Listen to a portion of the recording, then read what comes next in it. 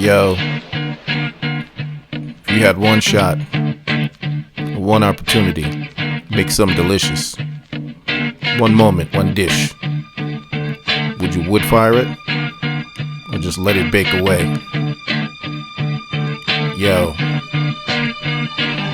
These garlic's ready, tomatoes are sweet, fire's hot and steady. There's already sauce in the pan, but it's not for spaghetti. He's curious about Detroit pizza, got the Ooni ready to drop heat on the cheese and the roni peppy. If you got that pun, you must be a nerd or heady. Snap back to the cooking temps rising in the oven. I'm months deep like a dish, son. Papa John's don't want the heat, son. Spanish people call him Shook Juan. Gotta pray the cheeses out here. Oh my god, what's going on here? You better lose yourself in the Ooni. The moment you own it, you better never let it go. You only get one shot to make a crisp crust from dough. This opportunity comes once in this episode. Yo.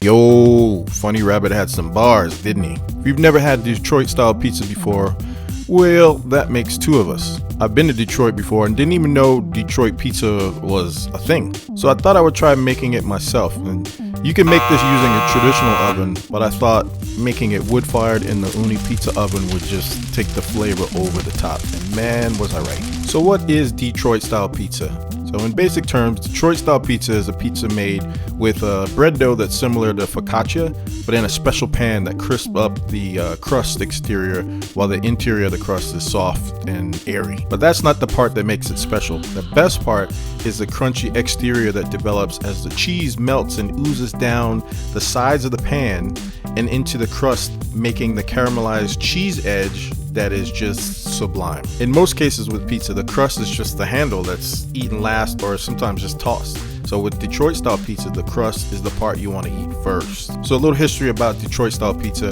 It was invented in 1946 by Gus Guerrera, who owned a neighborhood bar in Detroit called Buddy's Rendezvous. And his wife Anna borrowed a dough recipe from her Sicilian mother. And so what she's come up with is this Sicilian dough topped with cheese and 3 signature stripes of tomato sauce drizzled across it. The secret ingredient to all this isn't an ingredient at all, it's the pan. So legend has it that Gus got his initial batch of pans from a friend who worked in an automotive factory that used these pans to hold spare parts. I'm including the link where you can order one of these pans if you want to make this at home. So let's get into the recipe, starting with the dough. You'll need 2 1/4 cups of bread flour. You'll need 2 teaspoons of kosher salt, 1 teaspoon of rapid rise yeast, 1 teaspoon of sugar, 1 cup of slightly warm water, and some olive oil. Pulse the dry ingredients for a few seconds in a food processor to incorporate them together. Then slowly add warm water and then let the food processor run for about 30 seconds or until the dough starts to clump together into a single piece. Add a drizzle of olive oil and pulse for a few seconds more until you have one big lump. Remove the dough and roll it into a ball. Then pour 3 tablespoons of olive oil into a large bowl. Roll the dough ball around in the oil to coat all sides, and then rub the oil around the sides of the bowl. Then cover with plastic wrap and a towel for 2 hours at room temperature. Now let's make the sauce, my favorite part of pizza. So when you think of the best pizza you ever tasted, know that the sauce did not come from a jar. It likely started here with crushed tomatoes, but not just any tomatoes, San Marzano tomatoes from Italy. I think they're the absolute best tomatoes in the world for sauces. And fun fact, tomatoes are not native to Europe at all. They actually are indigenous to South America and likely brought to Europe by Spanish conquistadors. So San Marzano tomatoes are grown in a small region between Naples and Salerno and in a protected area, and they're actually a certified product of Italy. So the sauce ingredients are 3 tablespoons of olive oil, 3 garlic cloves sliced thinly or minced, 2 tablespoons of Italian seasoning, 1 28-ounce can of whole San Marzano tomatoes, 2 teaspoons of sugar, 1 teaspoon of kosher salt, and 1 teaspoon of freshly ground black pepper. So you saute the garlic in olive oil on low heat until they become fragrant. Add the Italian seasoning and stir together.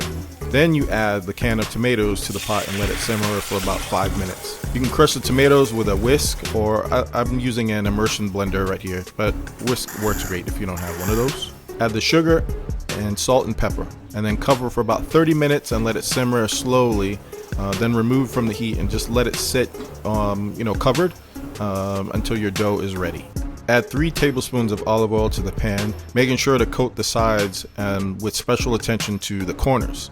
So once in the oven, the oil essentially fries the dough and makes the magic that becomes the crust that you're gonna love. Push the dough into the oiled pan and making sure to get an even thickness. So give the dough about 10 minutes or so to relax, and then push the dough further into the corners and into the edges of the pan. Today we're making pepperoni pizza, so take the pepperoni slices and push them right into the dough.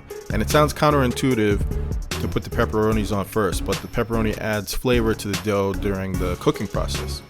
Also in Detroit, they use a whole milk cheese called block cheese, which really isn't offered here where I live. So I'm using a whole milk mozzarella and Vermont white cheddar blend, and then I'm rounding it out with some grated sharp provolone for some tang.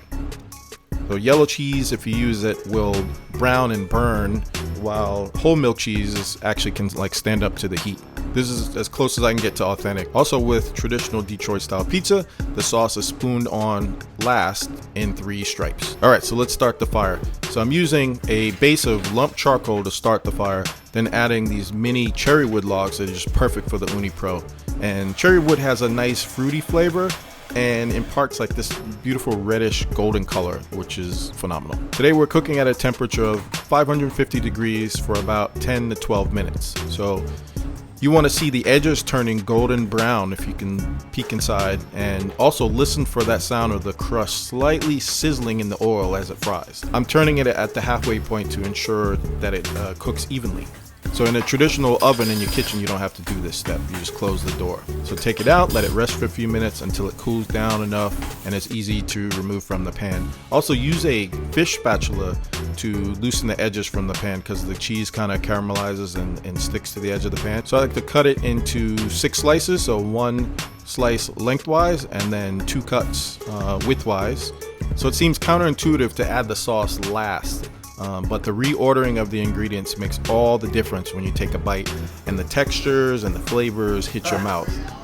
The tomato flavors in the sauce are more forward, and the way they hit the roof of your mouth, and then along with the caramelized crust, just adds texture to round things out, and your eyes just roll back in your head. It's absolutely delicious.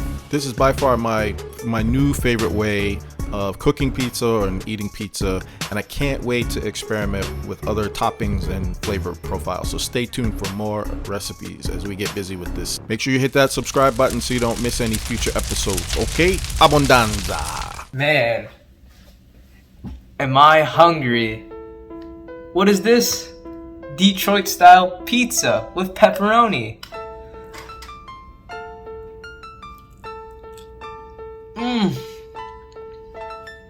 That is incredible.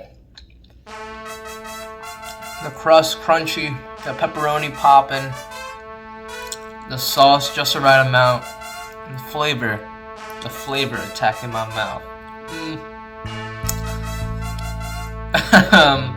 It's very good, very delicious.